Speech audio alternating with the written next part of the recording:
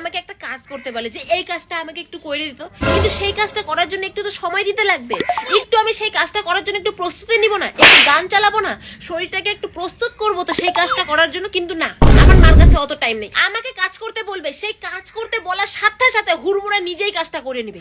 আমি বুঝতে পারি না কাজটা যদি আমার মা নিজেই করবে তাহলে আমাকে বলার দরকার কি ছিল। কাজটা কমপ্লিট হয়ে গেল, কাজটা কমপ্লিট হয়ে যাওয়ার পর আমাকে বলবে আমি কি মেয়ে জন্ম দিছি গো, আমার মেয়েটা একটা কাজ করে না, একটা ওকে দিয়ে কাজ করাইতে পারি না, কি মেয়ে জন্ম দিছি, অমানুষ কোথাকার। যাই দেখ, তুই আগে যাই দেখ মানুষের বাচ্চা কত কাজ করে। আরে এই হচ্ছে একটা জানোয়ার যাকে আমি জন্ম দিছি, একটা কাজ করাইতে পারি না, একে দিয়ে একটা কাজ করাইতে পারি না গো, একটা কাজ করাইতে পারি না। আমার জায়গায় যদি অন্য মা পাইতি না, কয় আসার যে দিনে খাইতি হিসাব নাই। আমার জন্য তুই খালি বাইতে যাচ্ছিস, তোকে আমি খালি কিছু বলতেছি না। যদি জানতাম বড় হয়ে তুই এরকম করবি, এরকম হবি তুই বড় হয়ে, তাইলে জন্মের পর মধু না তোর মুখে বিষ তুলে দিতাম।